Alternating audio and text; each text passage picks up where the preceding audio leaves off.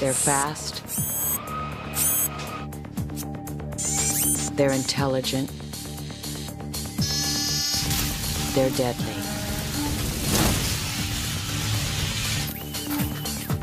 Soon, they'll be everywhere.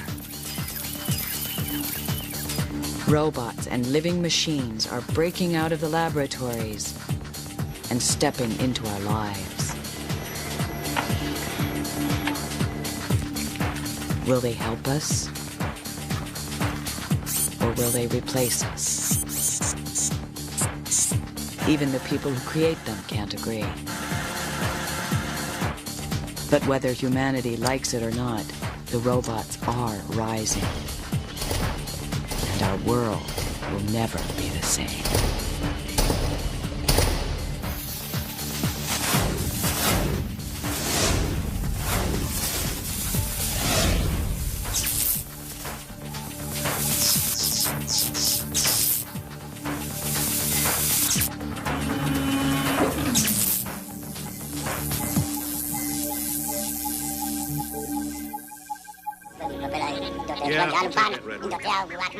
No, not that. You, I suppose you're programmed for etiquette and protocol. Protocol? Why, it's my primary function, sir. I am well versed in all the customs. That is why I have been programmed. What I really need is a droid who understands the binary language of moisture evaporation. These are the robots of our dreams. Intelligent machines that live to serve.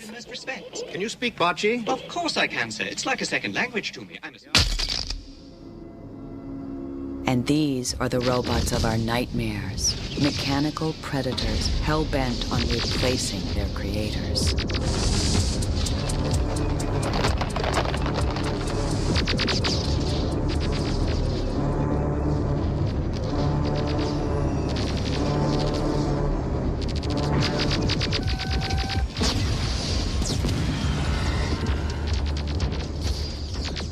I think the idea of people fearing robots is almost a myth.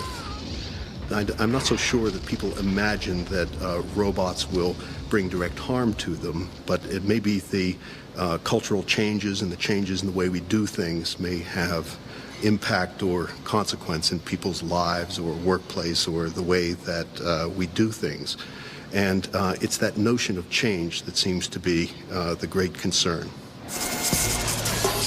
A robot is a machine that performs useful actions and is capable of making decisions about its behavior.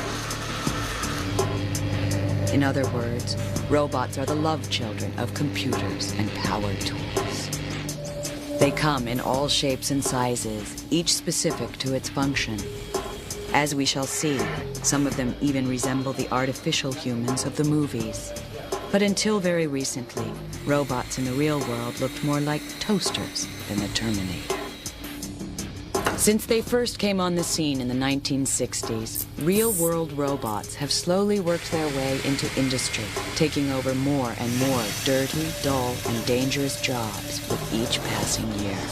In assembly line businesses, such as building cars, the ability of robots to perform complicated tasks over and over is a perfect fit.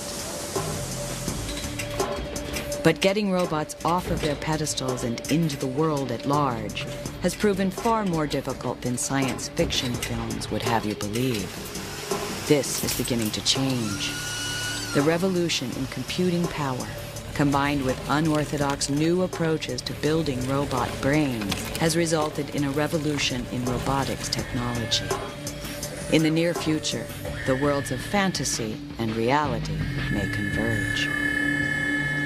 When that happens, will we be ready for it? RoboCop.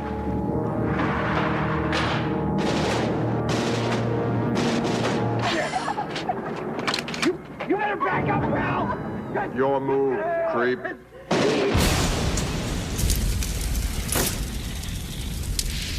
This is the fantasy vision of police robots. And this is the reality. In Washington, D.C., the U.S. Capitol Police raced to the site of a suspected bomb. The Capitol Police are charged with protecting Congress, much as the Secret Service defends the president. These officers have to be more cautious than ever before. Terrorists have begun to plant 2 bombs at their target sites.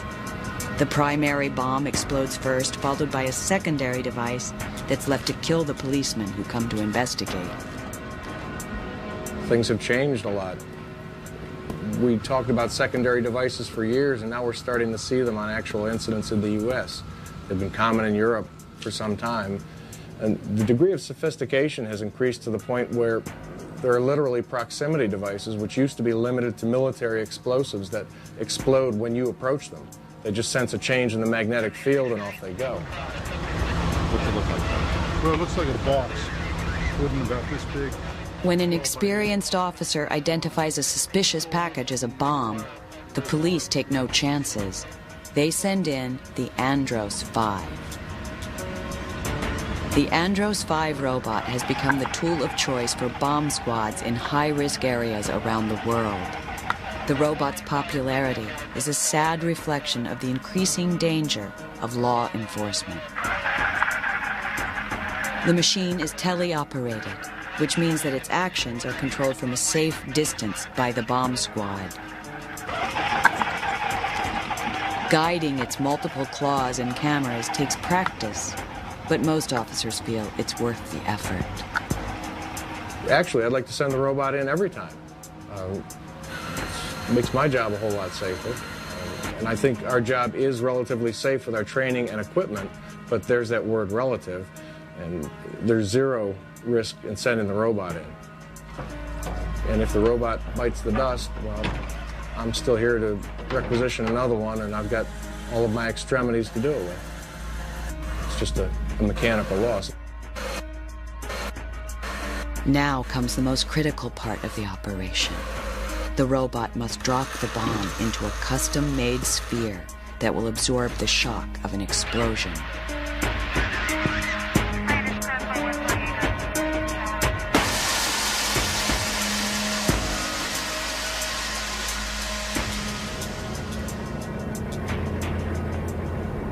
Somewhere in New Mexico, a fighter-bomber has crashed. The military needs to get a nuclear weapon out of the burning wreckage. They send in a robotic Humvee. These are the jobs that robots are beginning to take on. Jobs that literally nobody wants to do. Again, it's what roboticists call the 3Ds: dirty, dull, and dangerous work. Like the Andros 5, this robot is teleoperated. The Humvee can drive largely by itself, but its arms are completely controlled by a human operator. This is the key question of robotics. How smart does the machine need to be? The answer most roboticists give is simple. It must be smart enough to get the job done.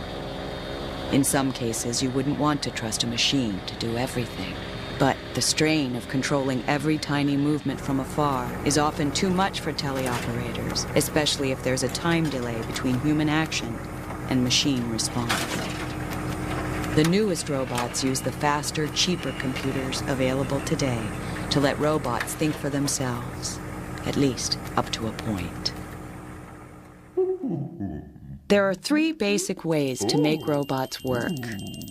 An intelligent, teleoperated system has some computerized control at the robot end, but a human makes virtually all of the decisions. With supervisory control, the human makes key decisions about what the robot should do, and the robot has enough intelligence to perform its tasks without constant guidance. An autonomous robot is virtually free of human control. This might not always be a good thing.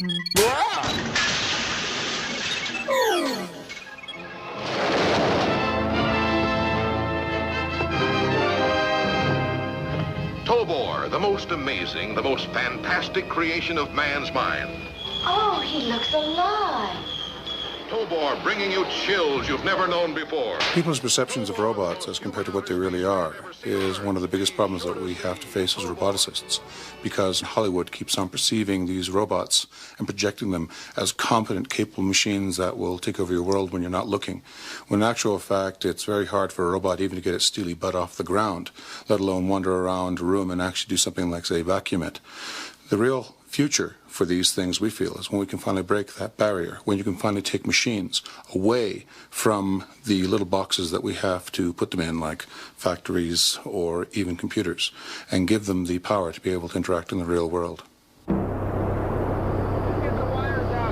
In the mid-1990s, the two Dante robots became famous for their adventures out in the most remote parts of the real world.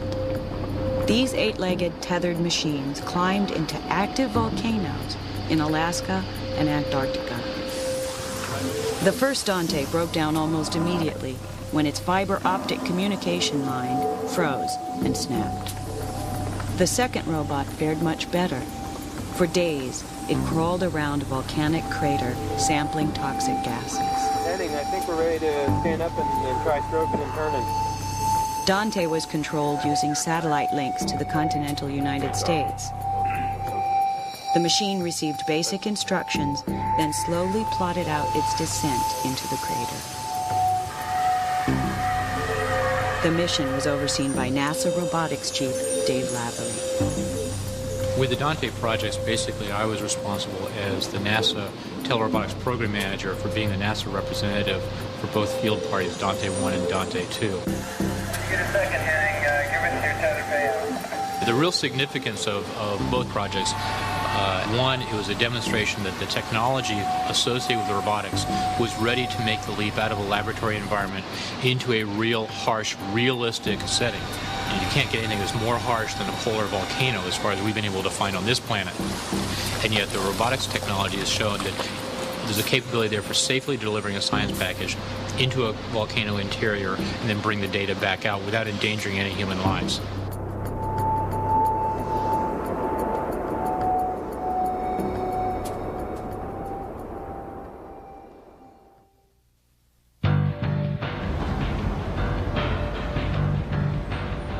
Dante was a product of Carnegie Mellon University, the headquarters of one of the major figures in robotics today. Red Whitaker is a former Marine who has made it his life's work to build robots that can function in harsh environments. He is the de facto leader of the top-down approach to robotics, which mimics the way humans, the animals at the top of the food chain, interact with their world. Whitaker's robots are programmed with an advanced knowledge of their surroundings. Every action they take is carefully considered and weighed against an overall plan formed by their computer brains. They are also notoriously big. I've already been thinking ahead to next design on this thing, and something more monolithic, maybe get the... My first 50 robots probably have the rap of being the mega robots, the big guys that Red builds big machines. And whether it's a mouse or a moose, the thing that's important is that it's appropriate to its purpose.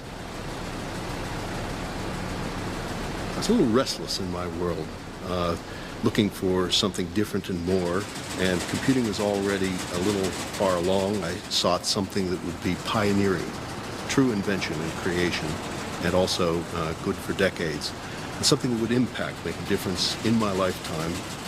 I chose robots.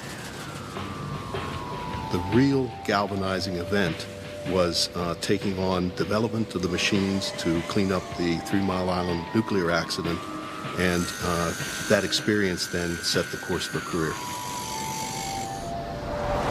Whitaker's company, Red Zone, has made a full-time business out of building robots that go where humans fear to tread. This is Rosie, a robot that decontaminates and dismantles aging nuclear facilities.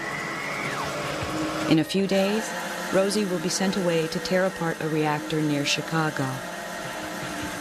Rosie costs $750,000. Once she goes into service, she's expected to function without failure. no one will be able to fix her when she's radioactive. Houdini is a red zone robot that works at the Oak Ridge nuclear weapons plant. After lowering itself into a hazardous waste tank, Houdini uses a dozen different tools to scoop up and store away sludge so lethal it could kill most of the life on Earth. Whitaker's robots are very functional, but he will admit, they aren't very glamorous. In the early going, things were simple. Form followed function, and the only challenge was to get a robot to navigate or clean up a nuke setting or to perform an industrial task. Now people actually expect robots to look like robots and to speak like robots. The Ambler robot behind us did in fact think about where it would move, that it would be moving its left foot forward and then crowding the next obstacle to leave room for the right foot to get up and on, and actually to express what it was doing and what it was about. And people actually were enchanted by that. I think that next generation robots have to master that kind of speech and interaction a lot more than their personal status or the weather report, but to really interact in the way that we are right now.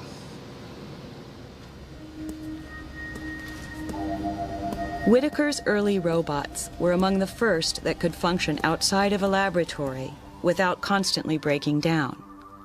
But apart from Whitaker, no one had much luck making robots that could reliably find their way through unpredictable environments. And no one at all could make their machines move quickly. Then along came Rodney Brooks, the inventor of the bottom-up approach to robotics, which mimics the behavior of creatures at the bottom of the food chain. Back in the early 80s, robots were very, very slow. They were connected to mainframe computers.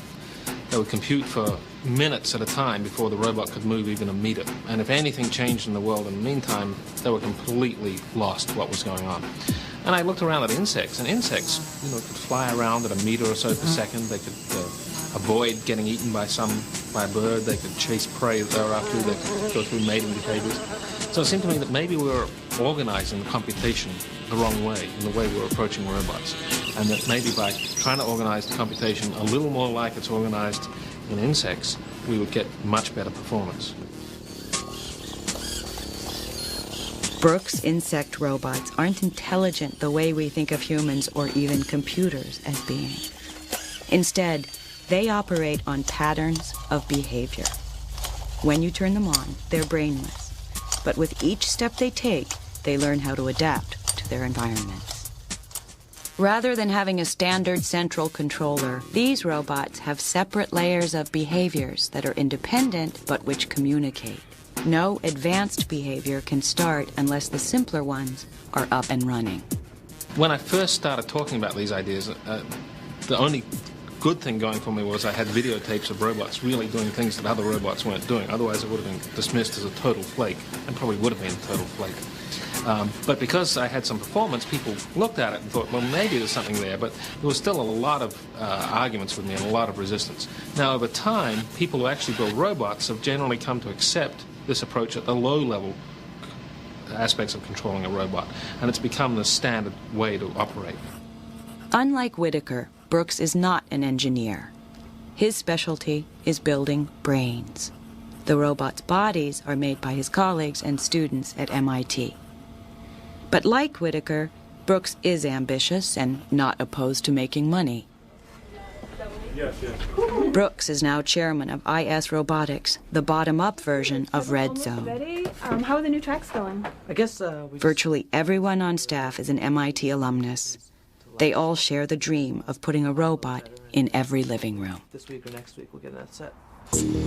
But right now, many of their robots are paid for by the people who brought you duct tape and the internet, the United States military. The IS concept is to build swarms of small, inexpensive robots that can cover terrain too dangerous for troops to enter. This minesweeper is designed to be carried by soldiers into combat zones. The controls are strictly supervisory. The machine finds its way through the world in the same brainless fashion as Brooks' insect robots.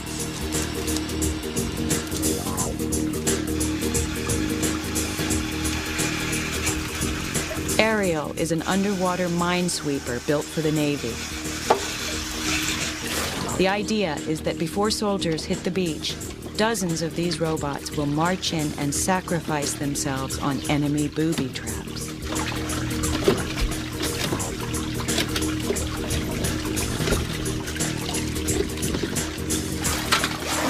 Ariel's body was based on a crab. If currents throw it about, it can operate upside down.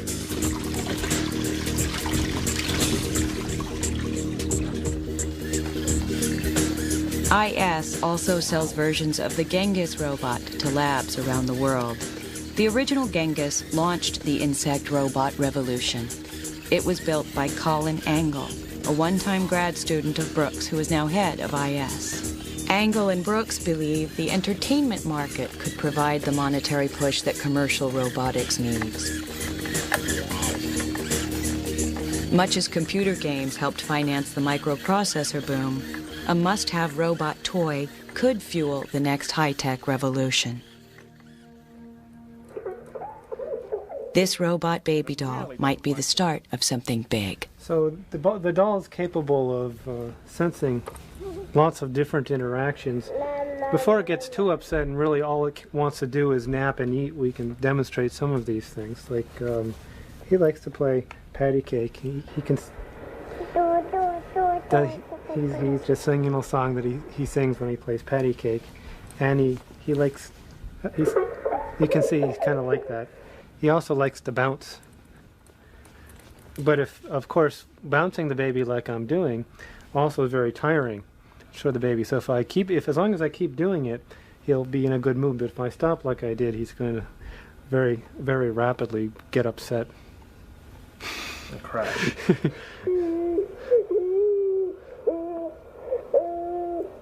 So we should give him his bottle rod. Why don't you demonstrate that? Yes, he's not being real happy right now. Oh, that's better. That's much better. Well, we've instrumented the doll with a number of different sensors. Like inside the body, there's a ball in a cage, and we can sense where that ball is and where it's moving, and we can detect rhythms.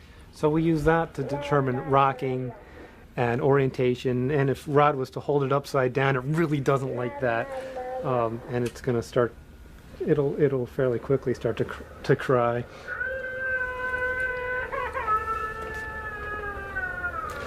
And so that puts in a really bad mood. We really did upset it by holding it upside down, because it's got these various drives that need to be satiated, and certain emotions that get excited by both good things and bad things. Just give it a hug. And the hugging sort of lets it get a little happier. It's a very reassuring and comforting sort of thing. So you can see we've improved his mood measurably by giving it a little TLC here. In robotics, a lot of us feel like we've been cheated by Hollywood, in that Hollywood has shown robots doing things that we don't have any possible capability of doing with our robots right now. So people are disappointed when they see our real robots. On the other hand, I'm more optimistic now than I was 5 years ago that we're going to eventually catch up with Hollywood, and maybe before too long, maybe even in my lifetime, be doing a few things that Hollywood hasn't thought of just yet. Like what? Oh, I haven't thought of them either. Leave it as a mystery.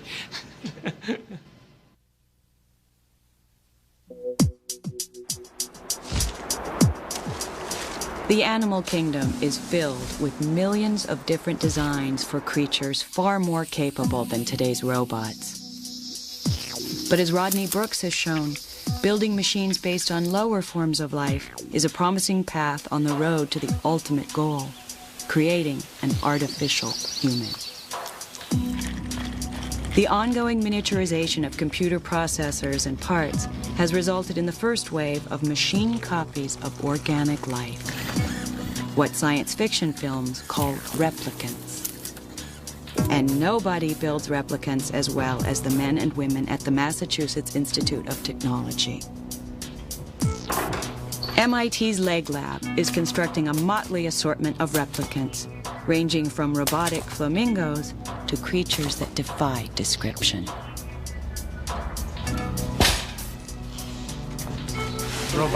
Robot's the official name. Rob doesn't like that. It doesn't really have a name. In our laboratory, how to name the thing. Sort of like naming a child, you know. Okay, here we go.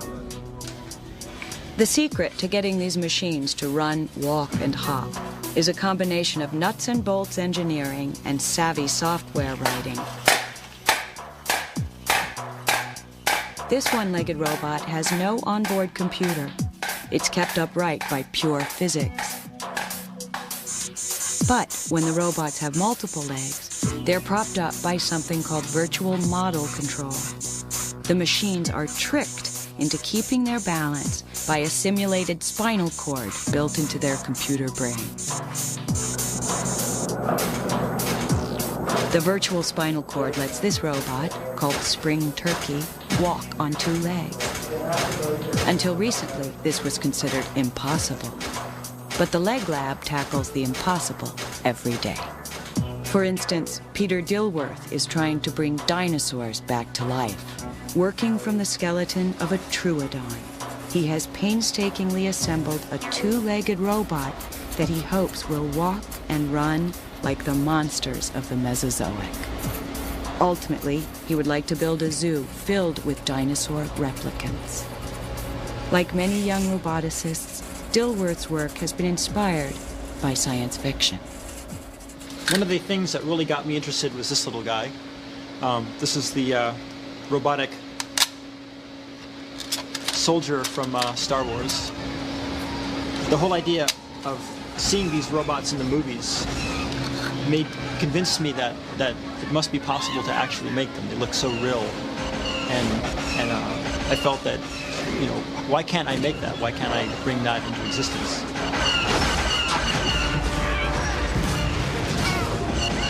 The trick of making a robot walk is being able to control forces on the legs, at least as far as walking bipedally, walking with 2 legs is concerned. I mean, there are robots with 6 legs, hexapod robots that can walk and crawl, but they're statically stable. But in the case of this robot, a biped robot, the balance of the robot is much more complex. And in order to maintain balance, you need to be able to push against the ground very carefully, you know, with just the right amount of pressure. And you need to be able to sense how much pressure you're feeling on your leg, because that information, the sense of how much force you're using, is an important part of figuring out what your balance is.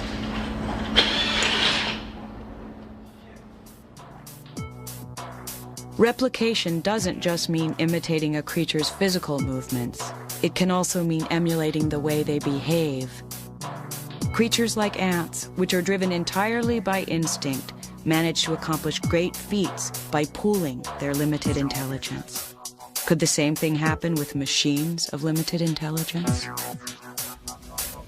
James McClurkin has studied the way that insect colonies function by building robot ants that communicate using infrared devices.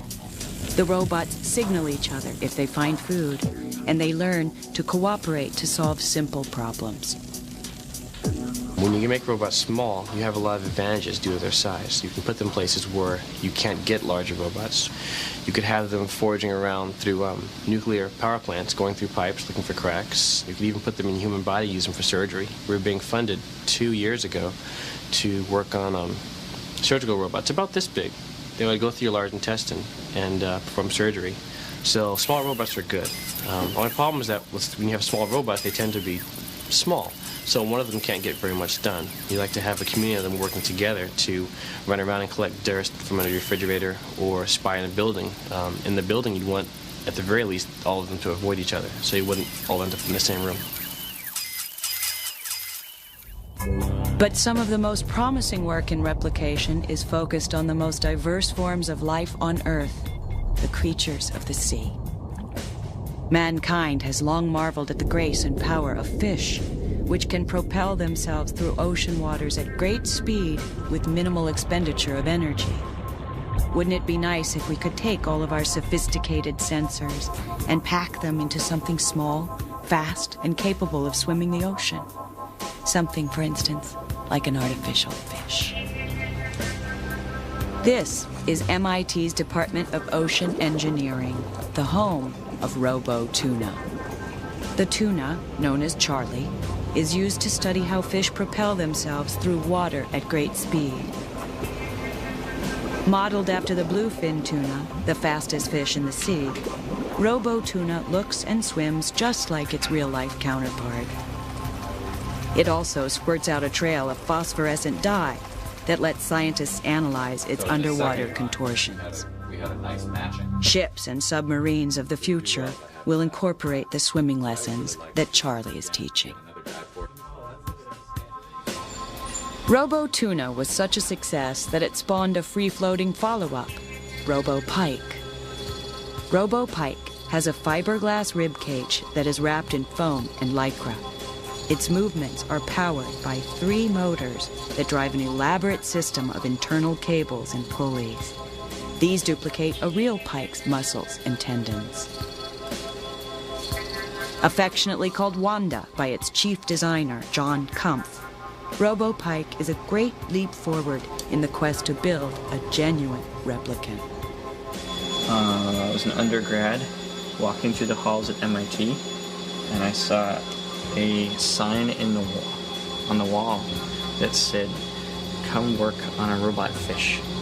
And so I don't know, I knew that project was for me. I never thought it would, I never guessed, but I was already into robots, and I already worked a little bit in the field, and it looked like a much more interesting project than most of the stuff out there. Most of the robots out there are kind of boring, like welding robots, or, they're just not, they didn't quite have the draw that this does.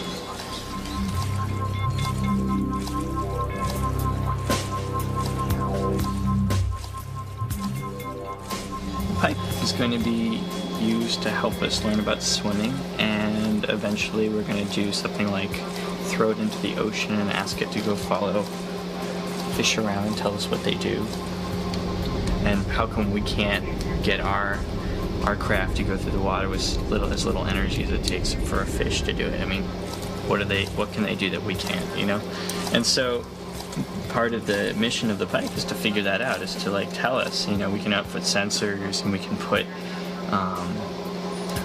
put computers on board and collect data, and we can find out exactly how this body and this undulating, this articulated mechanism, which is just like a fish, interacts with the water.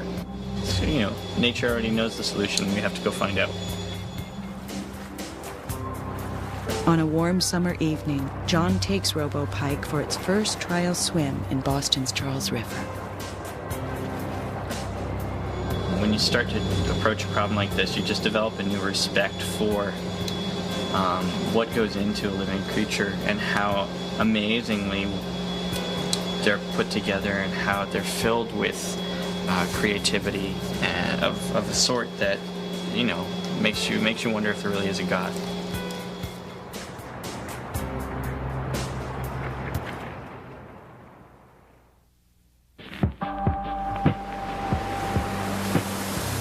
It's early in the morning off the coast of Northern California, but the good ship Point Lobos has been underway for some time.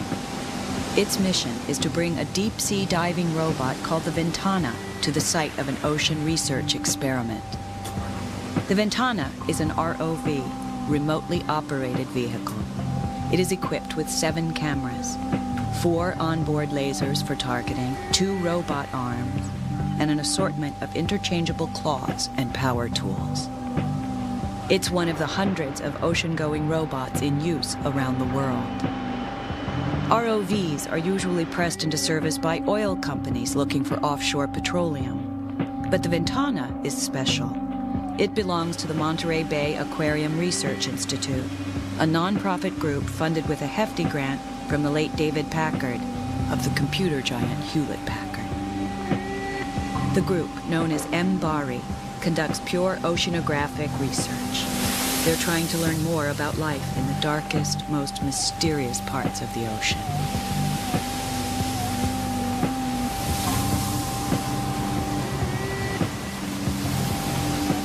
The Ventana regularly dives to depths of 5,000 feet, where the pressure is so great it could implode a human being.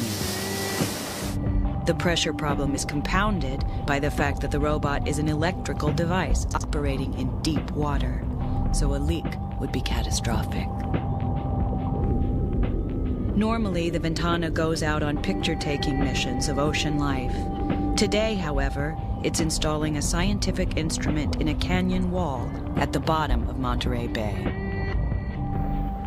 Well, see what the lasers are right now? That's our seismometer site, that hole right The there. mission is flown by a crew sitting in the belly of the Point Lobos. Can you hold it here? Yeah, go ahead. Just go ahead and zoom. I want to see how close we are to the wall. Yeah, there you go. That's good. That's not a bad area. Medium oil right away. Well, right now, the ROV is balancing on a rock. So we have 5,000 pounds of vehicle trying to hold station. You can do that? Standing up on, just touching in one place on a rock that's sticking out on the left-hand side here. And while we're balancing on the rock, another pilot is controlling the manipulator. Yeah, see, I can't swing anymore. And trying to. So what do you need me to do? Fly up in there? Cylindrical housing that would hold a seismometer into the Lateral hole. to starboard? Yeah, I need. He's got it.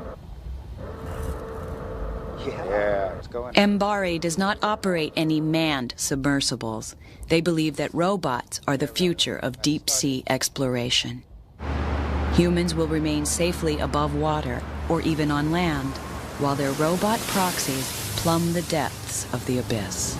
The same approach is being used to help mankind explore another inhospitable region, the black void of space.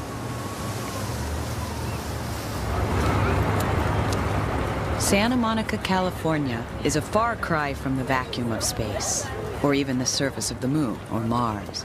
Yet it's here that roboticists have gathered for a planetary rover roundup.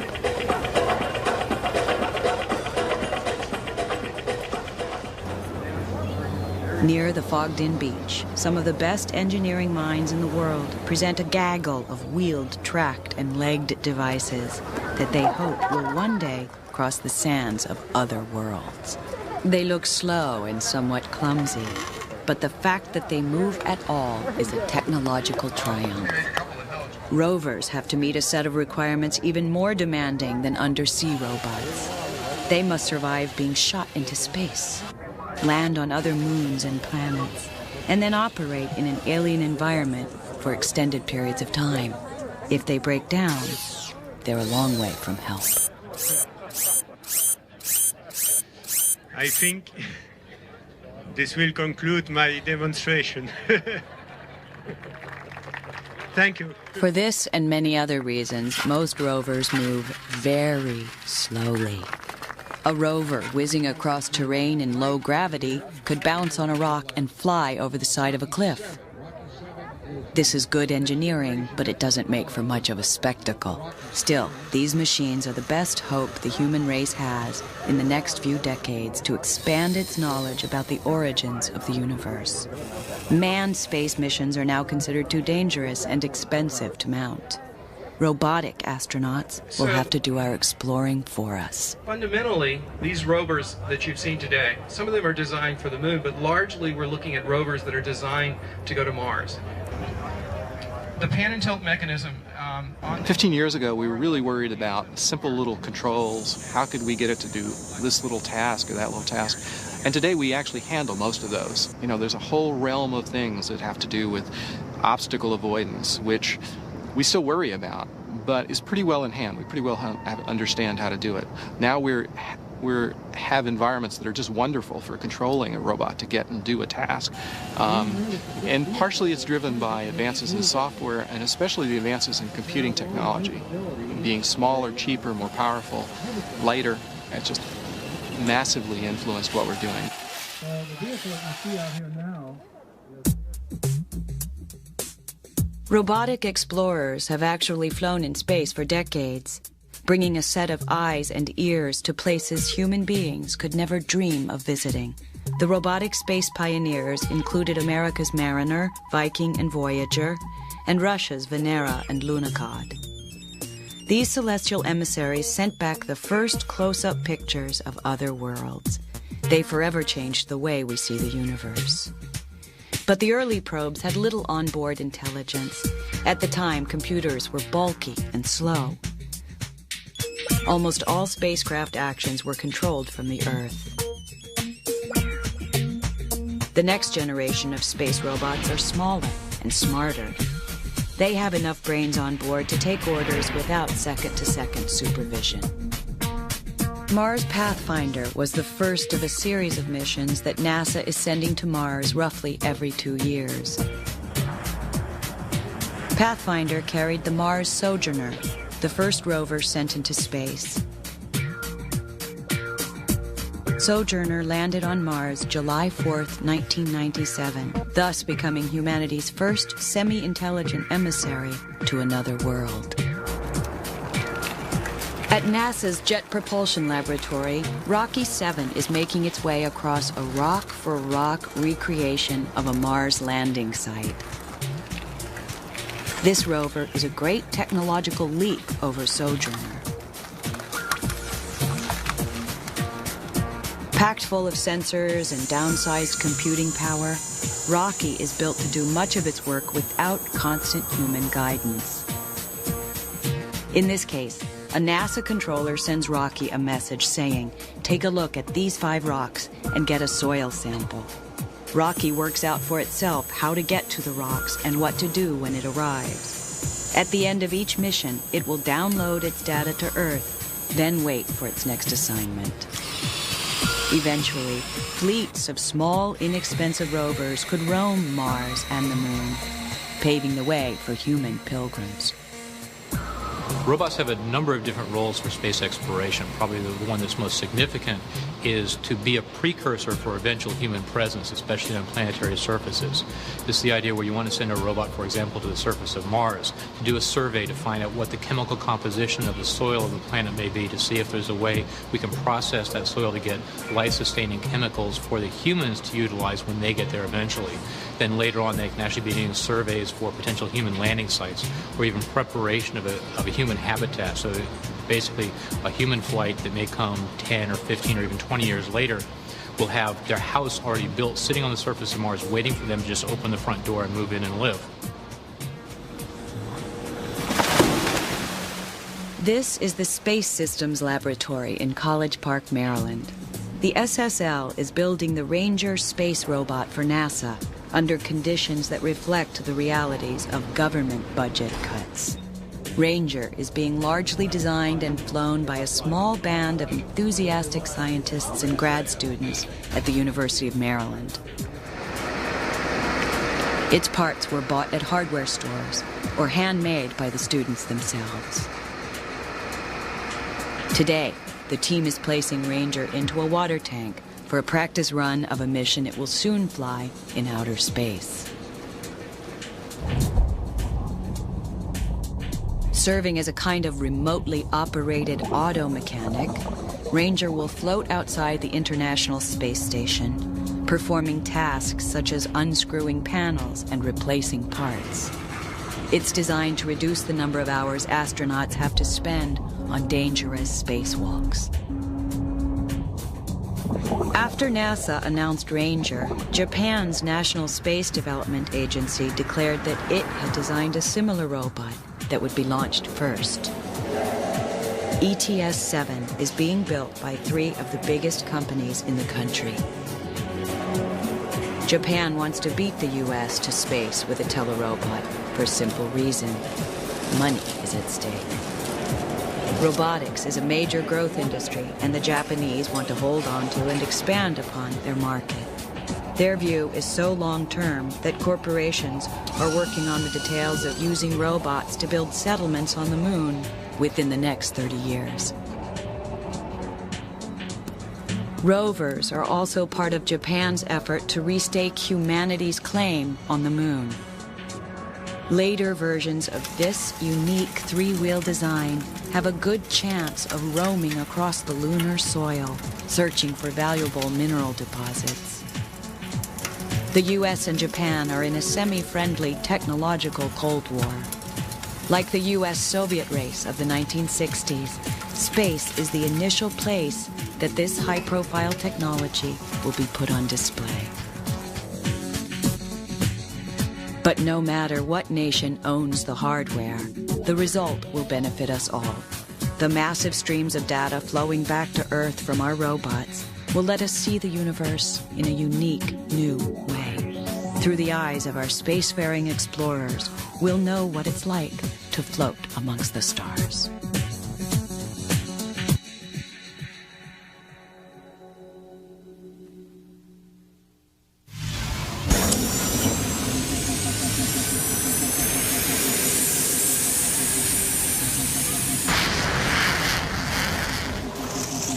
You're looking at the world of tomorrow, as envisioned by survival research laboratories. SRL is a San Francisco-based performance art group. Their malevolent machines spurt napalm and battle to the death before audiences across the world.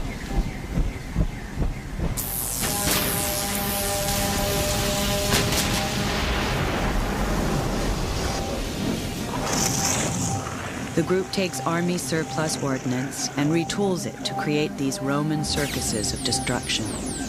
It's a black-humored parody of military Megadeth technology. But it is also a bleak vision of an apocalyptic future in which hunter-killer machines run wild.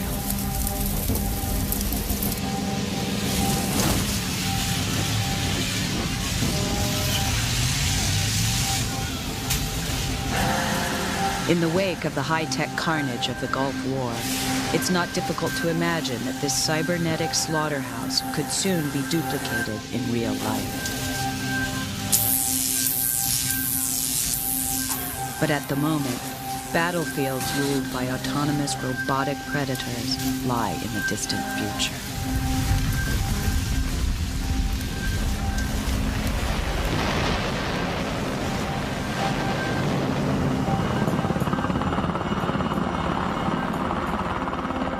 This is not to say that the wars to come will look anything like the wars of the past. The killing zones of the future are changing because the line between fighting men and fighting machines grows thinner every day. For all practical purposes, these soldiers are cyborgs. They are fully wired into the electronics attached to their bodies and built into their guns. They always know where they are and where their enemies are.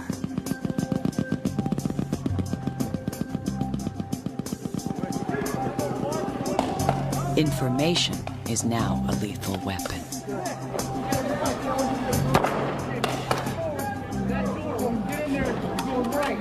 Robots will have a place in this plugged-in battlefield, but they won't be pulling the trigger.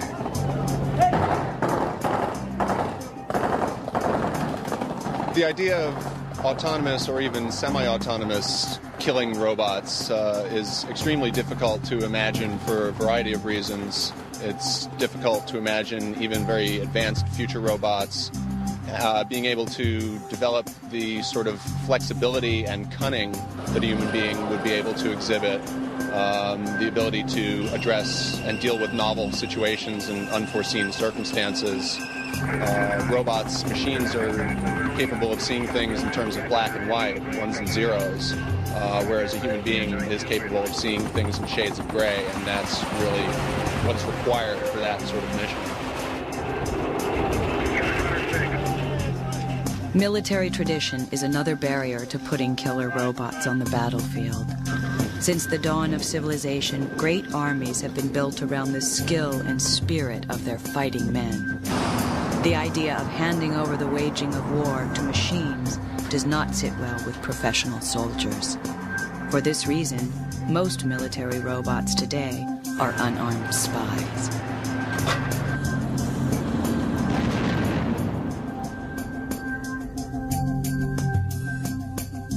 At Sandia National Laboratories, engineers have built a fleet of tele-operated robots that navigate hostile terrain and ferret their way deep behind enemy lines. Most of these machines are intended for use as scouts, ground equivalents of spy satellites or reconnaissance planes. Miniature rovers have their place here, too. Their small size gives them access to areas that human spies find hard to penetrate.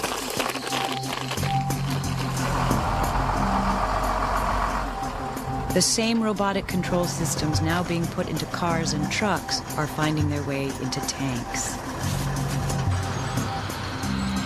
Supposedly, these will be used as decoys, though it's not hard to imagine a fully armed, tele-operated tank rolling across a battlefield. The Army, of course, isn't talking. Sandia's Fire Ant is a tele-operated robot with fangs.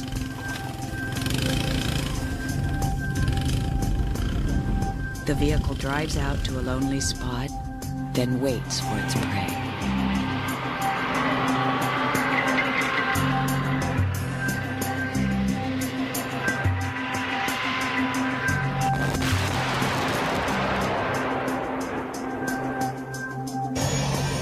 Unmanned flying robots are increasingly common in today's Air Force. Drone planes have flown since the Second World War, but today they're flying at all altitudes, often for days on end. Here, too, their primary mission is collecting intelligence. They provide continuous real-time information about the battlefield. But the best-known flying robot is also the deadliest. Since their introduction in the 1950s, cruise missiles have proven themselves easily as lethal as the Terminator, and perhaps a bit smarter. They can fly at rooftop level for hundreds of miles. They make decisions about their course, changing direction as they encounter obstacles. And they are notoriously proficient at finding and fatally striking their targets. The technology component of military operations has continued to grow over time and will continue to as our technological sophistication as a society and as a world increases. That does not suggest, however, that the future battlefield will be empty of human beings and wars fought by machines against other machines. The more likely scenario is human soldiers working alongside robots, sort of in tandem. And the military is only just now beginning to explore where the synergies might be found of using robotic systems with human soldiers.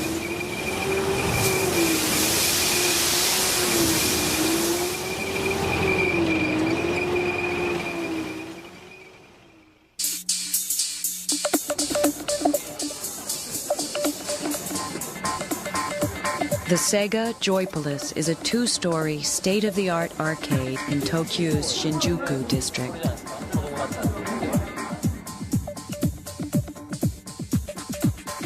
Using a combination of robotics and high-definition visuals, Sega has put hundreds of realistic simulated experiences under one noisy roof. For most of us, entertainment is the first place we will have up-close and personal encounters with new robotic systems. The technology that powers these machines is being built into the consumer electronics of tomorrow. It includes high-resolution screens, adaptive audio, artificial intelligence, and advanced haptic interfaces. Haptics is the word roboticists use when they mean the sense of touch. These children can actually feel the pull of a virtual fish on the other end of their line. The key to Sega's success with these simulators is the way that real-life objects are integrated into an artificial world. Game players sit in genuine racing cars or hold onto real skis. But the rest of the experience is created by computers and robots. These machines sense your movements and respond to your actions. The synthesis of man and machine is nearly perfect.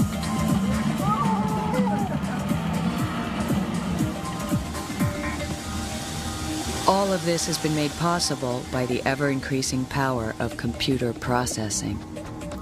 This plant makes Pentium processor chips for Intel. It cost $2.5 billion to build, and most of the chips it's making today will be obsolete in a handful of years. According to the rule of thumb made famous by Gordon Moore, one of Intel's founders, processing power doubles every 18 months. 10 years from now, one CPU could have the processing power of every computer on Earth today.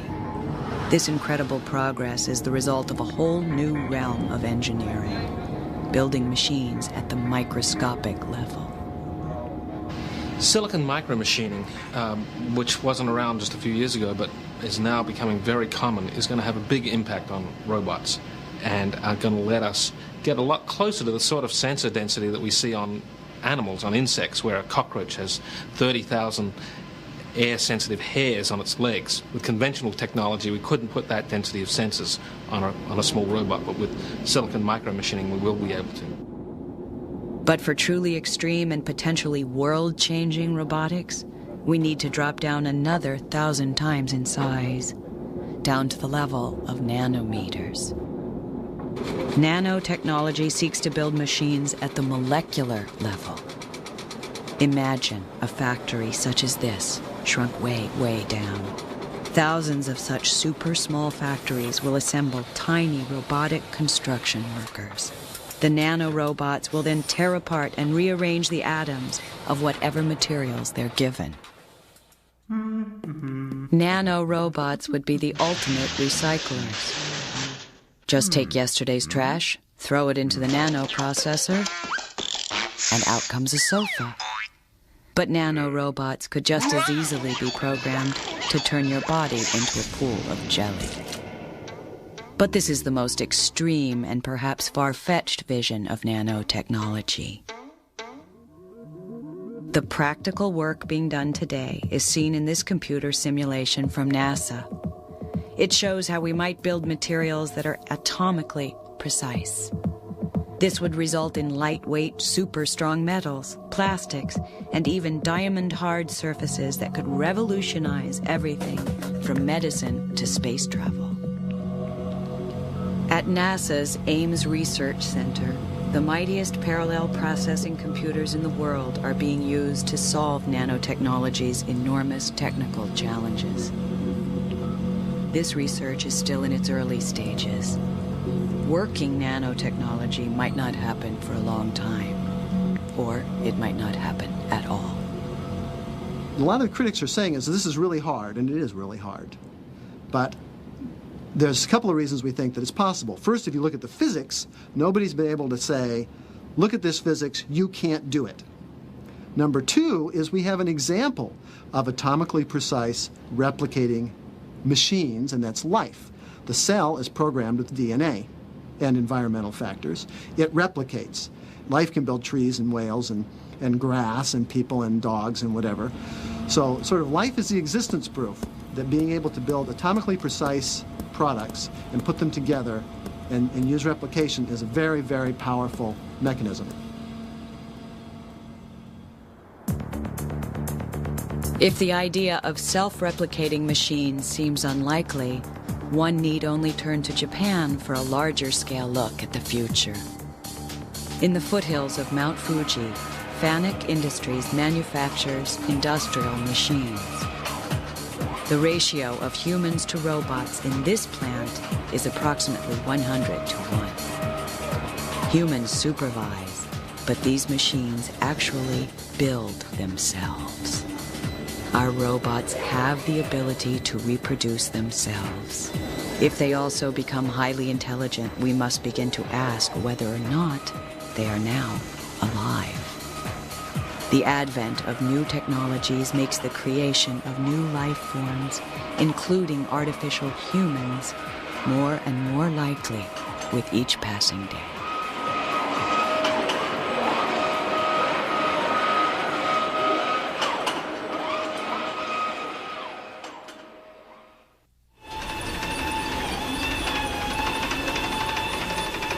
All over the world, robots are moving out of the laboratories and into our lives. Xavier here. I just stopped to say hi. But for some roboticists, these pragmatic designs are just small steps along the path to the Holy Grail, the creation of an artificial human.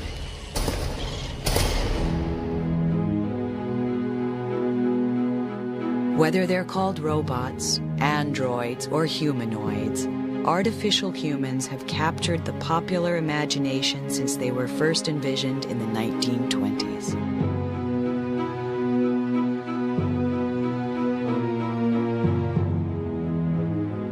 Typically, humanoids are cast as soulless embodiments of the mechanical age, symbols of our dehumanization.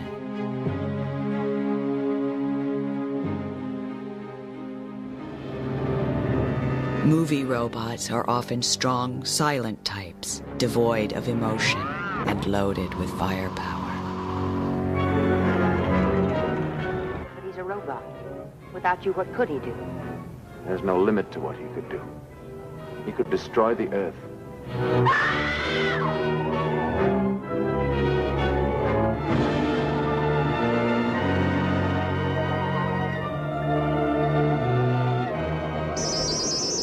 But a few friendly faces have worked their way into popular culture. You must come along now, Artu.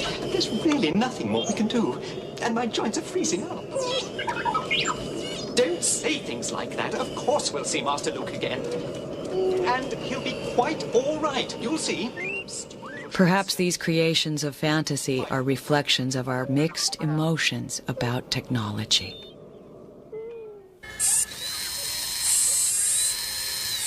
Building a humanoid in the real world is a lot harder than the movies make it look. And putting brains in the package is harder still. But we seem compelled to try. For centuries, our curiosity about the intricate machinery of life has driven us to create mechanical versions of ourselves.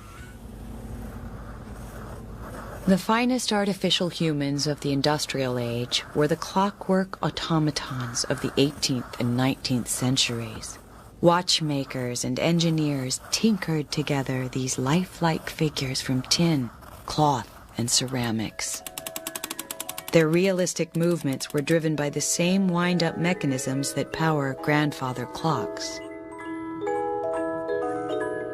Automatons were usually built for entertainment, but some believed that if they built exact replicas of human beings, and they imbued their replicas with the power of movement, their creations might just come to life.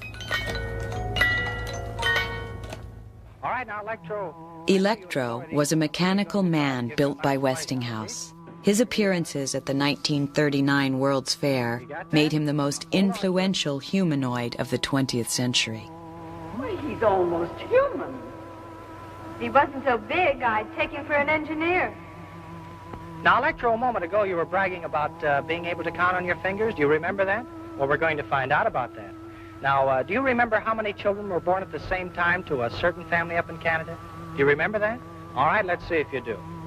Count them on your right hand. 1, 2, 3, 4, 5. 5? Well, that's absolutely correct. How can he do all those things, Jim? He's full of motors, gears, cams, and photoelectric cells. You could fill a book with all the electromechanical principles involved in the thing. The robot appeared intelligent, but in fact its actions were dictated by an electric eye that triggered preset responses. And folks, he's only 2 years old, too. Just learning. Since the days of Electro, mechanical men and beasts have become entertainment fixtures. In films and in theme parks such as Universal's Jurassic Park ride, robots have reached a frighteningly high level of realism.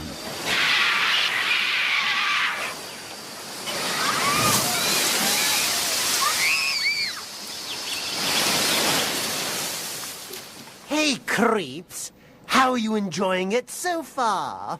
Shows like this are designed to give all you people, if you'll forgive the expression, Goosebumps! The Crypt Keeper of Tales from the Crypt is a state-of-the-art artificial human, or artificial inhuman, as the case may be. The robot's movements are guided by an off-screen operator. A cage around the operator's head contains sensors that track the movements of his head and face. The robot mirrors his actions. You know, kiddies, I have a great deal in common with the Phantom of the Opera. The Crypt Keeper's dialogue emerges in a convincing way from its silicone lips, thanks to sophisticated software and dozens of mechanical muscles buried beneath its skin. Hey, what's going on up there? The Crypt Keeper was built by a California company called AVG. AVG started out as a maker of industrial robots, specifically machines that sewed up car upholstery. But after creating a few androids for the movies, they left the dull side of robotics behind for the glamour of Hollywood. Now AVG builds entertainment robots for museums and amusement parks around the world. The company has designed creatures of all shapes and sizes. Unlike the robots you'll find at NASA, these machines aren't assembled in sterile laboratories. AVG's humanoids start out as plaster casts. This is a mold for a prehistoric woman being created for a Japanese museum. The white goop being painted on a cast of her arms will quickly turn into soft silicone skin. Eventually, that skin will be stretched over a robot body, similar to this humanoid's. He's called Mr. Tech, and unlike conventional robots, he's powered by air pressure, not electricity. Having air for blood makes his movement smooth, and it makes him less prone to breaking down. In the world of theme parks, where humanoids run through set routines thousands of times a year, reliability is essential. But Mr. Tech is really just an actor, playing a limited part from which he can never deviate. Will we ever build a humanoid that can think for itself? Can we build machines that not only look like humans, but behave like humans? As is often the case in robotics, opinions differ. But in the United States, and especially in Japan, engineers and scientists are making significant progress in the quest to create an artificial man.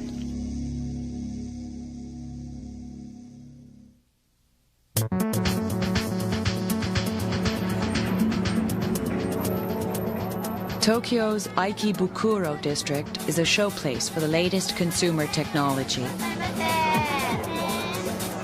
Here, hundreds of thousands of devices are sold at bargain prices to consumers with a seemingly bottomless appetite for the newest, fastest, and most elegant machines.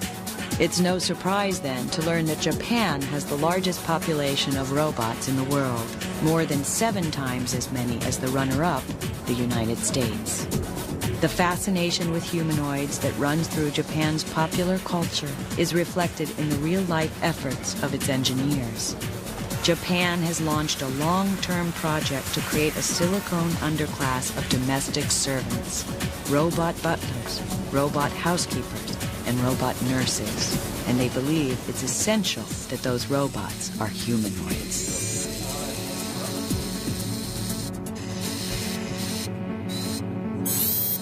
This is Ality 2. It was built at Tokyo's Waseda University. It's designed to react to stimuli the way humans do. In this case, it has been programmed to display emotional responses to the intensity of a light. Ality is the finest product so far of a nationwide technological push called the Humanoid Project.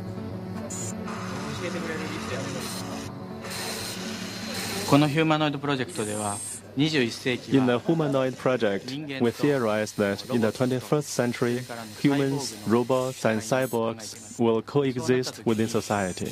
When that time comes, we think that it's desirable for the robot to look just like a human. We think that because of this robot's human-like movements, we can achieve a much smoother communication between humans and machines. Alidy's big eyes and gentle movements are deliberately childlike. As robots grow more intelligent and functional, their bland, ugly exteriors are becoming problematic. The Japanese solution is to give their robots human form and to make sure they're cute. At the Science University of Tokyo, Professor Fumio Hara has created a robot that can recognize and display facial expressions.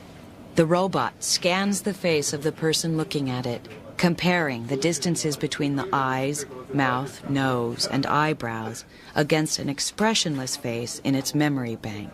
When the robot has locked onto a particular emotion, tiny machines push around the silicone skin of its face to mirror the mood of the person in front of its cameras. いいかもしれないよ。なんかやらないと。そういう時に。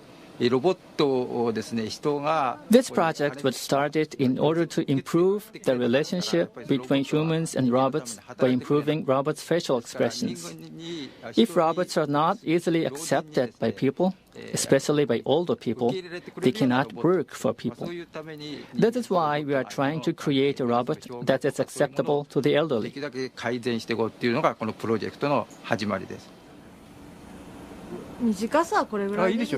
When everything is working correctly, the face robot can reflect 6 emotional states.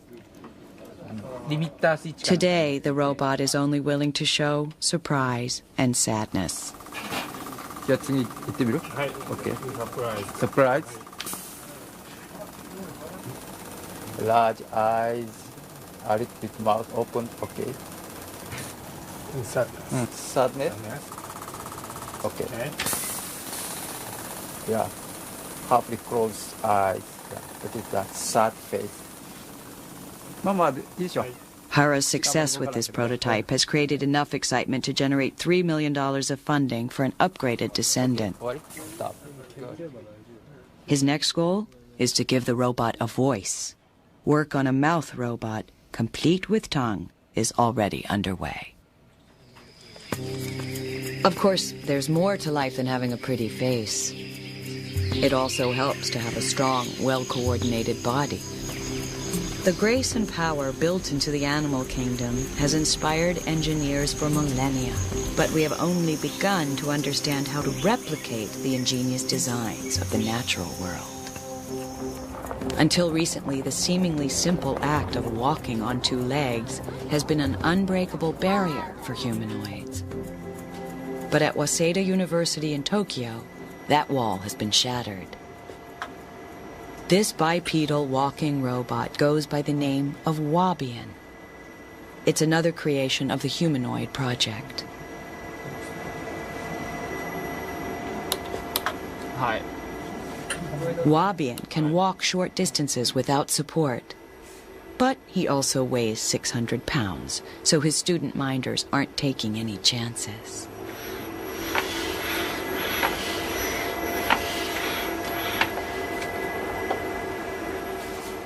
Wabian also dances. He's a little stiff, but then so are most engineers.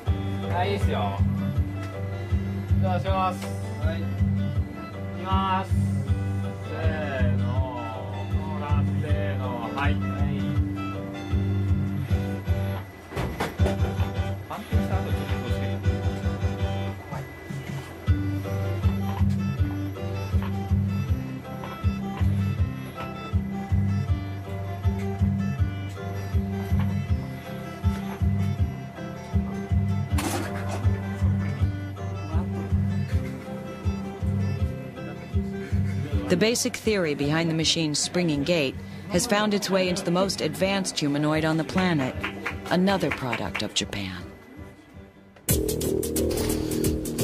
No, that's not an astronaut in a spacesuit. You are looking at the Honda humanoid, the closest thing yet to the androids of science fiction. The humanoid sees through twin cameras in its helmet. Its backpack contains its power supply and computer brain. The result of a top-secret, 10 years and counting effort by the Honda Motor Company. The humanoid does things that until recently even the most ambitious roboticist would have thought impossible. It can walk across this corporate lobby without banging into the potted plants. And more significantly, it can safely negotiate this flight of stairs. The humanoid controls its own walk, but its hands are remotely operated. It is intended to work alongside humans in the factories of the future.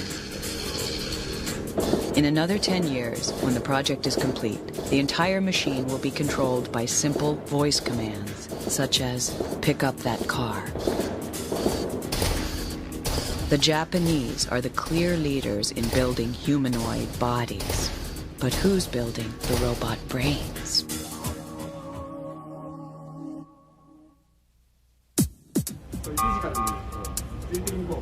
When it comes to putting brains inside the box, all eyes turn to the Massachusetts Institute of Technology's Artificial Intelligence Lab. Since the 1960s, the lab has been the center of machine learning. It's here that the one-time bad boy of the artificial intelligence world is attempting to bridge the gap between mind and body. As the pioneer of bottom-up robotics, which emulates insects and other creatures at the bottom of the food chain, Rodney Brooks might seem the man least likely to build a humanoid. But to Brooks, the creation of an artificial human is the ultimate challenge. We'd spent about 10 years developing insect-like robots. The next logical step for me would have been to build a robotic reptile, maybe, and then after that a small robotic mammal, and then maybe a dog-sized mammal, and then maybe an ape-like, and then maybe a human. But each of these has taken 10 years, it seemed to me. It took 10 years for insects. I could see my own mortality come up, so I thought I should try and jump some levels. And then why not go all the way? Why not go for trying to build a humanoid while I still have it in me? This is our robot Cog, which is designed to be like a humanoid, or like a human, and have the same sort of bodily shape and form as a human. It's got eyes up here which should respond to motion right now. It's looking to see when something moves, and then it tries to reach out to it. And when it first started a few hours ago, it always reached the same spot. But over time, it first learned how to make its eyes look right at something that's moving, and I'll just wait here and I move over here, then it looks over to where I'm moving, and now it's going to try and reach out to that. So when it first started, it didn't really know how to look at motion, and it didn't really know how to reach for that motion, but over time it's learnt those two things. Much as a human child, an infant, learns over the first few weeks of life how to coordinate its eyes with what it sees, and then how to coordinate its stubby little arms and reach out towards things. The arm, by the way, is not a conventional robot arm. We've modeled it very much after the human arm. In the human arm, we have springy muscles. Here we've got springs built into the system, but they're virtual springs rather than physical springs, and so we can control the stiffness of the system. And whereas a conventional robot arm in a factory, if it did something like that to me, there would be blood spurting and bone chips going everywhere. Because we're controlling the stiffness of the system most of the time, it's safe to interact with this robot in a way that we couldn't interact with a robot in a factory. Cog was built to test an intriguing theory that there's more to intelligence than just having a brain. Is he cuddly? Yeah. How does he feel on the outside? Our minds are directly connected to our bodies. Our senses of touch, taste, smell, hearing, and sight play a large part in the way we learn about our world. Take those. Previous attempts to build thinking machines have focused entirely on creating disembodied intelligence. But Cog creates a direct link between the digital world and the natural world. It imitates the natural patterns of learning we see in highly complex creatures, such as our children. Is that a match? No. My turn. A lot of what goes on in human development, child development, is socialization, interaction with people. And those sorts of interactions happen because we both have human bodies. We can make eye contact with each other. When I'm talking to someone and they nod their head, that's the same as me nodding my head. There's a mapping between our bodies.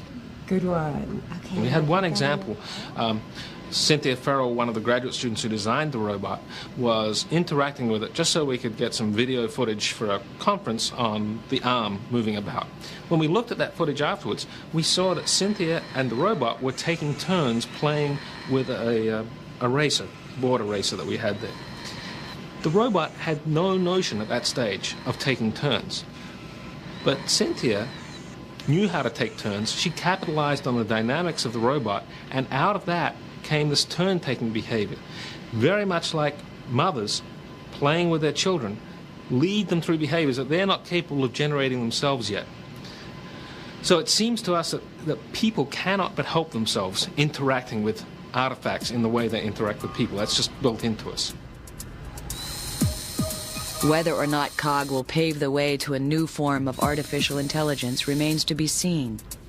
But at the very least, he shows that humans relate to mechanical versions of themselves differently than they do to the equally powerful but less glamorous technology that surrounds us. More and more of that technology uses artificial intelligence, also known as AI. These are not the talking, self-conscious computers of our dreams. The failure to create artificial human brains has forced the field of AI into more practical directions. Well, I think, there's a common belief that AI died in the late 70s and early 80s. And I think one of the things to keep in mind is that all of the applications that have come out of AI research as a byproduct are essentially embedded intelligence. They're either special purpose computers like the DSP chips in your anti-lock braking system or in your 100,000 mile without a tune-up Ford. They're in the network servers that allow you to go into any ATM in the world and get your money out. There's AI everywhere. And looking at Gary Kasparov now, he does not look like a happy man. And now... The triumph of IBM's Deep Blue served as a reminder that computers and computer programmers are slowly surmounting the stumbling blocks that have crippled machine learning. He sees all these variations, and he has resigned. The IBM program Deep Blue has defeated world champion Gary Kasparov. Deep Blue is technically not artificial intelligence. It is essentially an extremely competent calculator that's capable of making intelligent choices. But whatever you call it, the fact remains that it defeated the finest chess player alive. Apologists for the human race may argue that without consciousness, Deep Blue is still no equal for human brains. But the point was not to equal all human functions. The point was to outperform a human at a very specific task, and the machine succeeded. At a time when computer processor power is still exponentially increasing, it seems clear that our creations are gaining ground and going past their creators. There is a great difference between building an extremely clever computer and a machine that is self-aware. But do we really want machines to be able to contemplate their mechanical navels? As science fiction movies have preached for years, machine consciousness is not necessarily a good thing. This is the voice of world control. I bring you peace. It may be the peace of plenty and content, or the peace of unburied death. The choice is yours. Obey me and live, or disobey and die. The frightening story of the day man built himself out of existence. Colossus. Sees all, senses all, knows all, controls all armaments and all defenses. When this emotionless creation becomes the master of man, the result is catastrophic. They built Colossus, supercomputer with a mind of its own. Then they had to fight it for the world. I think most people tend to think of intelligent machines as being conscious, conscious the way you and I are. The problem is that most artificial intelligence applications are not dealing with consciousness. They're dealing with intelligence, and there's a tremendous gap between consciousness and intelligence. Animals have tremendous amounts of intelligence in order to survive, in order to adapt to changing circumstances, changing environments, but they don't necessarily have consciousness as we, as human beings, believe we're endowed with this. Human brain function has proven harder to imitate than the pioneers of artificial intelligence believed. The 100 billion neurons in our brains are hardwired into our bodies in a way that still baffles researchers. Our ability to sense our environments and make quick decisions has grown out of millions of years of evolution, spurred on by our competitive instinct to survive. Would it be possible to accelerate machine learning by building emotions and a survival instinct into their programs? Or should we accept the fact that machines think in a completely different way than humans? And perhaps that's all for the best. Professor Shigeo Hirose of the Tokyo Institute of Technology is one of the foremost roboticists in the world. He has built creatures of all shapes and sizes, with the exception of humanoids. The professor feels strongly that machines should remain machines. If we try to create a slave race of exact replicas of human beings, and we give them emotions, we end up suppressing their desire to live. If that happens, everybody starts having a fear that one day the master and slave relationship will collapse, and something like Spartacus's rebellion might occur. But if we create a machine that is not human-like, we can avoid this problem. New acquisitions. You are a protocol droid, are you not? I am C-3PO, human Yes or no will do. This is another argument in robotics. If we create intelligent machines, do we have the right to treat them as slaves? We have been without an interpreter since our master got angry with our last protocol droid and disintegrated him. Disintegrated?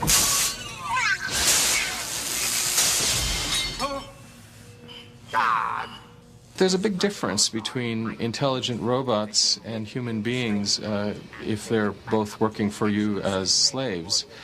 Human beings carry with them an evolutionary heritage which involves wanting to survive on your own terms, essentially, for the benefit of your own genes and also your own tribal culture. The robots don't have that. The robots are built from a blank slate. Everything the robot wants to do and doesn't want to do is put in when the robot is built. The robots will no more want to be free than you would want to not eat or to not breathe. So I think the question of morality of keeping even super intelligent machines as slaves is a little bit moot.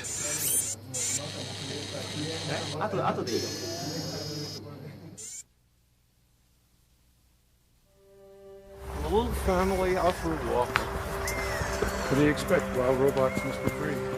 In the remote reaches of New Mexico, a band of scientists are taking a wildly different approach to the problem of robot intelligence. They are attempting to use the young science of chaos theory to create living machines. This is the robotic face of a field called artificial life. Dr. Chris Langton is considered the father of artificial life.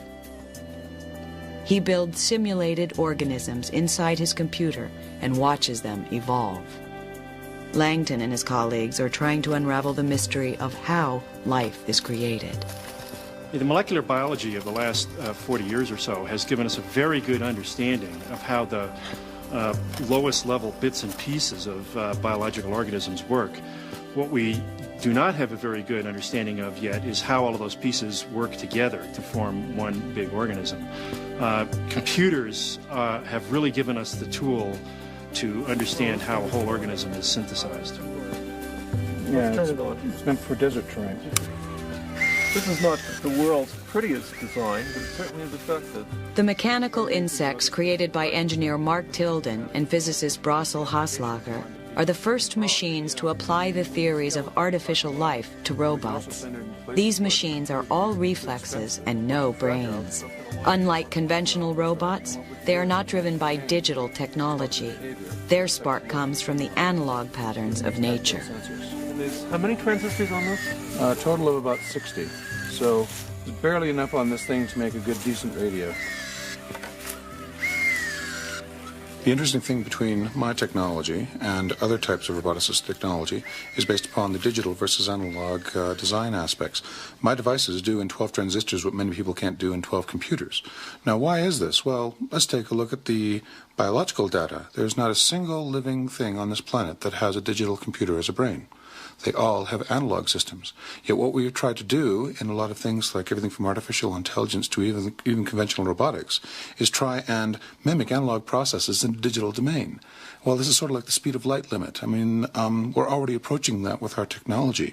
The chances that we are also approaching the analog limit in digital technology means that I think that we are not going to be able to make competent full robot bodies that use just strictly digital electronics. So I started doing all my evolution exactly upon that sort of basis. I started out with the simplest possible analog creature I could, and I have evolved from that device, from one creature up to over 200 interactive living machines, as we call them, inside my Robot Jurassic Park. And that is my basic philosophy. And the technology that comes from that is because the robots evolve these things because they need them, not because I programmed it in. This is Walkman. Now, Walkman, okay, I'm going to turn off Walkman now. When Walkman started up, you notice he staggered for a fraction of a second, and within a step and a half, this animal learned to walk. And this thing is not a toy in the sense that if it bangs into an object, it will adapt and try to find a way out toward a target, let's say a source of light. It does this with no computers. It does this with a very small number of transistors. These are machines that are close to alive, as close as any machine has ever come to being alive.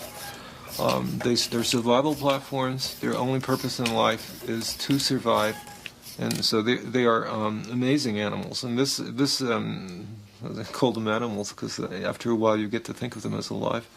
And so Walkman, which is in free space, doesn't do anything very interesting. But as soon as it comes in contact with the world, I can grab Walkman. I can, unlike most robots, I can touch him. I can try to stop him from walking. He'll fight me. He adapts. He begins to change his gait. You can feel, you can see his structure turning. He completely changes his behavior.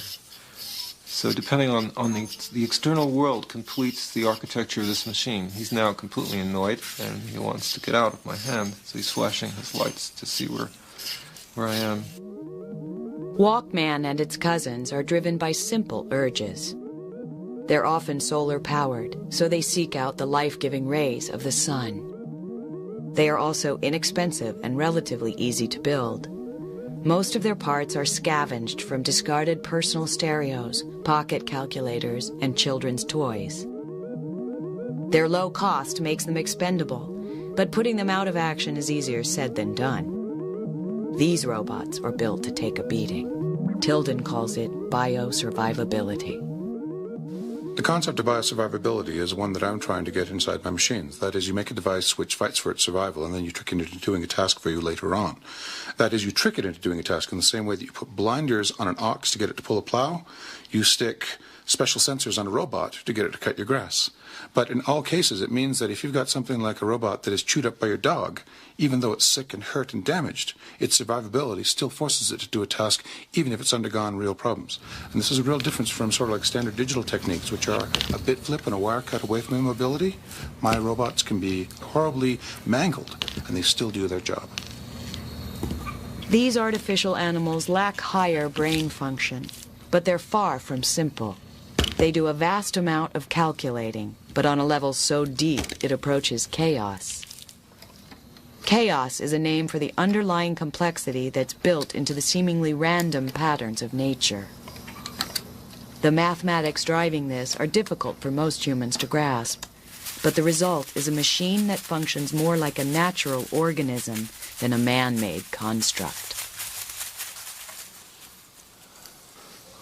This is Snake, and Snake is the most unusual creature. It's actually quite frightening. I'm holding it now in my hand, and Snake is reacting to me in various modes. It can spin like so. It can move along its length like a regular snake, but mostly it's not walking. This thing is moving through its environment by using modes of movement that biology, for the most part, never implemented. So Snake is really the first truly alien creature of this family of parallel life machines. And if you held it in your hands, you would see why.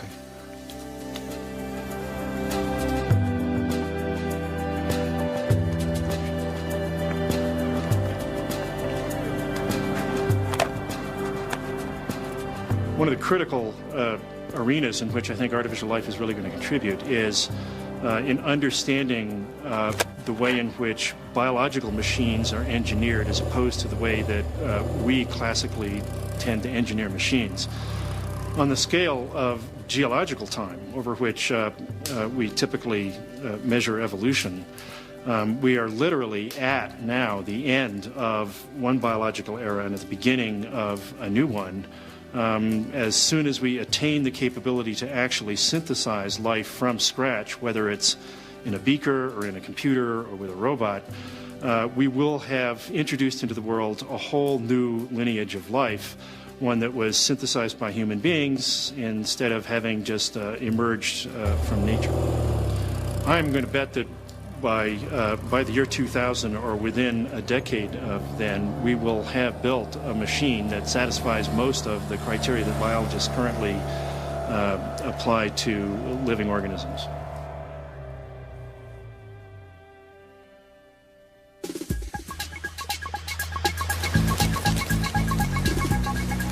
At the beginning of a new millennium, humanity finds itself hurtling into a wired world where intelligent systems are integrated into every part of our daily lives. But what path will robots take? Will our creations remain unintelligent and unaware, capable only of following simple commands? Or will they evolve into a unique new form of life, able to reproduce and survive without our support? Will friendly humanoids serve us dinner? Or will killing machines run wild? I certainly believe that we are machines, so in principle there's no reason that we can't ultimately build a self-reproducing intelligent robot. We're close to mastering the technology of life, a lot closer than we are to understanding the consequences of mastering that technology.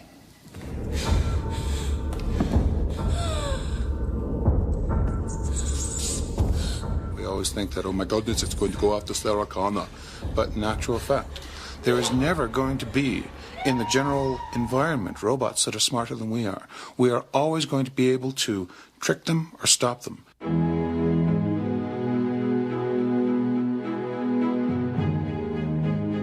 作れればいいんですけども、それはそう簡単には Technically speaking, it might be possible to accomplish the goal of creating a self-replicating robot within 100 years or so. Whether these robots will become one of the species or tribes on this earth is an extremely difficult question, because a robot is basically designed and created by the hands of a human being. I think it all depends on the human's intention. In other words, whether we want to design robots with that kind of ability. If we decide to design robots that are self-evolving, what can we do to prevent them from becoming a threat to humanity? I think this is a big issue which our society has to determine in the future. 結論を出していかないといけない問題だと思いますけども。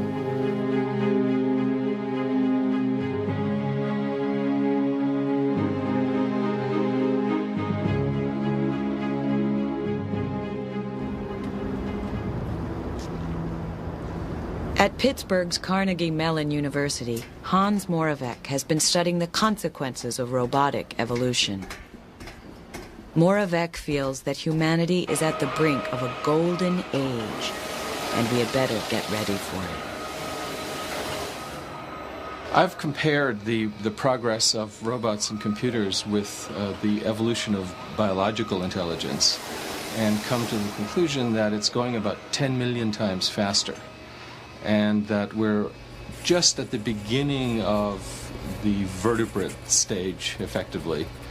But because of the pace, we can expect a machine that can not only model its world, but can reason abstractly about it. And that machine, I think, is comparable to human beings. In fact, in some ways, it will undoubtedly be much better than human beings, because it'll do those things better that we do very, very poorly. For instance, arithmetic, but also logical reasoning of long chains of reasoning, and also communicating and sorting large databases and so on. So what we'll have is a machine that can get around the world about as well as we do, but that can basically think better than we do. And at that point, human beings are on the verge of obsolescence. This plant in Japan is nearly completely automated. Moravec believes that when our robots can design and build themselves, all industry will look like this. Eventually, we'll all be unemployed. But there's a bright side. If the super competitive companies staffed by these robots are taxed, we will all be born rich from a kind of cybernetic social security. A world in which the robots are doing all the work and, in fact, straining their superintelligence to try to please us better, to sell us products so that they can pay their taxes, I think will not be quite as strange as it sounds, because it's not so different from the world in which we evolved in for a period of several million years, when we lived in tribes of hunter-gatherers. Because at that time, essentially, there was an automated economy working for us. It was called the ecology. And our activities mostly consisted of going out into that ecology and getting the things we needed for our lives, especially food. Shopping is not that different from hunter-gathering. But for now, robots are confined to menial jobs, and some insist they'll stay there. The fear that we're going to create a race of super intelligent, super smart, super powerful androids that will take care of everything and put everybody out of work is a ridiculous concept. I mean, I think that what's going to happen is we're going to not be competing with the androids. The androids are going to do the things that androids do best. People are going to do the things that they do best, which may just be watching more television, surfing the World Wide Web. There's going to be all sorts of different looking robots depending on what their task is. There'll be robots embedded in our houses, watching us, making some decision and doing something based on those decisions. And they won't appear anything like the way we think about robots today. I think there'll be other robots which will have human form and which we will be interacting with, because if the hypothesis is right, that it takes the human body and those sorts of experiences to be like a human, all the other robots will be aliens to us. They won't be things we can relate to. The only ones we'll be able to relate to are the ones which have humanoid form.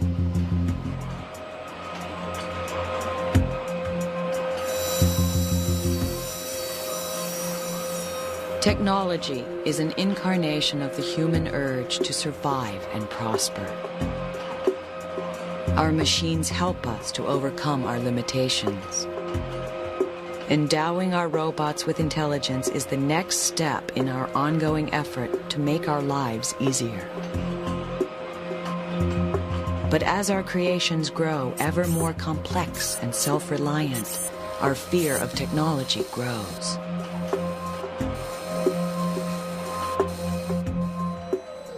We surround ourselves with high-tech tools,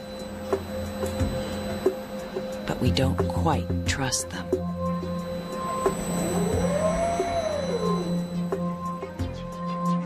But living machines, even artificial humans, may turn out to be less alien than airplanes or television sets. All of the complex devices we depend on, but don't really understand. Perhaps, by making our machines more like ourselves, we are bridging the gap between creation and creator.